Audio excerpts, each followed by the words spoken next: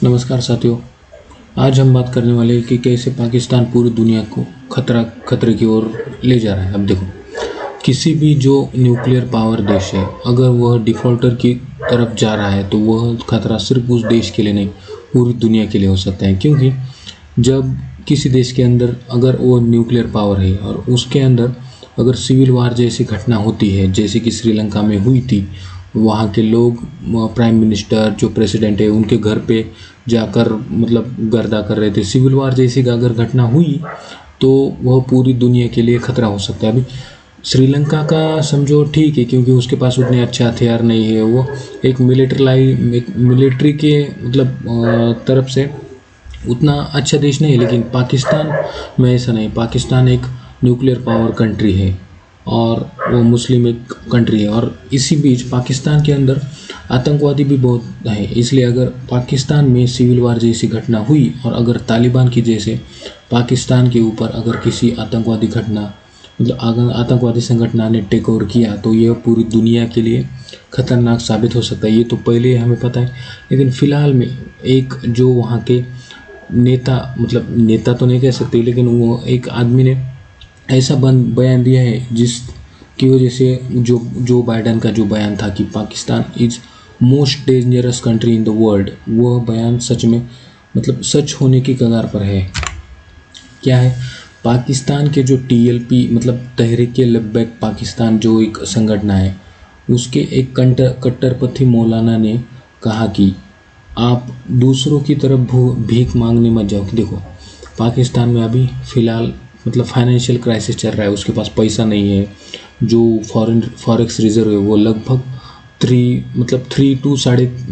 3 से 4 बिलियन के बीच रहा है। 2-3 हफ्ते का इंपोर्ट्स का पैसा बचा है। इसी बीच ये कट्टरपंथी नेता कह रहे हैं कि आप दुनिया के सामने ऐसा मत जाइए कि भीख मांगने के लिए हमें पैसा दो।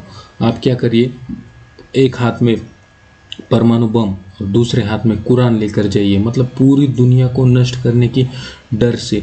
अभी देखो, अगर भाई अगर आपने किसी को मदद नहीं किया और वो हमें धमकी दे रहा है तो फिर जायज़ है कि हम उसकी मदद करेंगे। इसी तरह पाकिस्तान के नेता कह रहे हैं कि ये TLP के जो लीडर है मौलाना, वो पूरी दुनिया को बर्बाद करने की ऐसे इनडायरेक्टली धमकी दे रहे हैं। और इनका कट्टरपंथी, पाकिस्तान तो पहले से ही कट्टरपंथी है। देखो, पाकिस्तान का जो विदेशी मुद्रा भंडार है वो तो पहले से खाली हो रहा है। जो पाकिस्तान है वो डिफ़ॉल्ट होने की कगार पर है। और बाकी देशों से जो पाकिस्तान के परमाणु बमों को लेकर चिंता, पूरे वर्ल्ड को पाकिस्तान के जो वर्ल्ड परमाणु बम है उसको लेकर खतरा है। अभी देखो, US ने लगभग जब से पाकिस्तान जो न्यूक्लियर कंट्री है, लगभग US ने $10 बिलियन खर्च किए हैं। ऐसा रिपोर्ट में आया कि पाकिस्तान के जो परमाणु हथियार है उसको सुरक्षित रखने के लिए। अगर पाकिस्तान एक मुल्क के रूप में विफल हुआ, और मैंने पहले ही बताया कि अगर पाकिस्तान मुल्क के रूप में कंट्री डिफ़ॉल्ट हुआ और वहाँ पे अगर आतंकवादी जो टेररिस्ट हैं उन्होंने अपने पैर पसारे, उन्होंने कब्जा कर दिया पूरे देश पर, तो यह पूरी दुनिया के लिए सबसे खतरा हुआ है। क्योंकि कहाँ पे भी मार देंगे, हल्ला कर देंगे। न्यूक्लियर पावर कंट्री के अंदर बहुत खतरनाक होता है ऐसा। अभी देखो, सोशल मीडिया पर शेयर कर वीडियो वायरल हो रहा है। जो तहरीक-ए-लब्बैक पाकिस्तान पार्टी का नेता है जो साद रिजवी, जो कह रहा है वह और भी ज़्यादा चिंताजनक है। ये सब इनका बयान है। अभी ये जो आपको दिख रहा है ये है TLP का लीडर जो मौलाना कट्टरपंथी है। इन्होंने क्या कहा, let's go to the waste.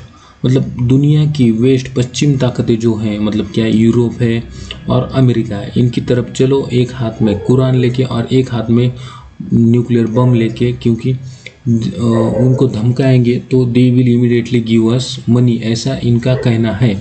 अभी ये तो पूरी दुनिया के लिए खतरा होगा अगर न्यूक्लियर वार हुआ तो। और इनका जो ट्वीट के सारे जो ट्विटर पे वायरल हो रहा है कि देखो, इंस्टीड ऑफ बेकिंग, आप भीख मांगने की बजाय क्या करिए। जो पाकिस्तान की गवर्नमेंट और आर्मी को कहा है, इन जो मौलाना है TLP के कट्टरपंथी, इन्होंने कहा कि Pakistan government and army should take Quran in one hand and bomb in other.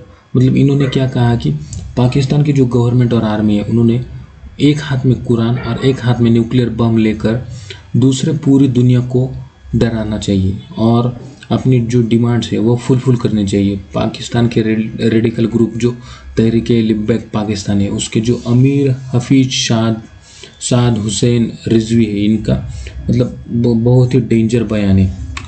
अभी फिलहाल मतलब कुछ दिनों के बाद ये देखो, अक्टूबर 15 की खबर है 2022 की, Pakistan is the most dangerous country in the world, ऐसा जो बाइडन ने कहा था।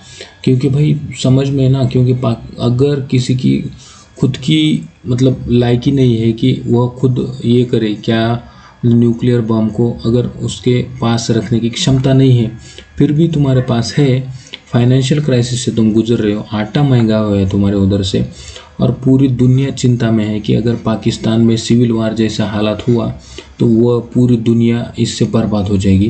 तो जाहिर सी बात है कि बोलेगा, कोई भी बोलेगा, हम भी बोलते हैं ना कि पाकिस्तान बर्बाद खुद तो होने वाला है, पर पूरी दुनिया पर हावी होने वाला है।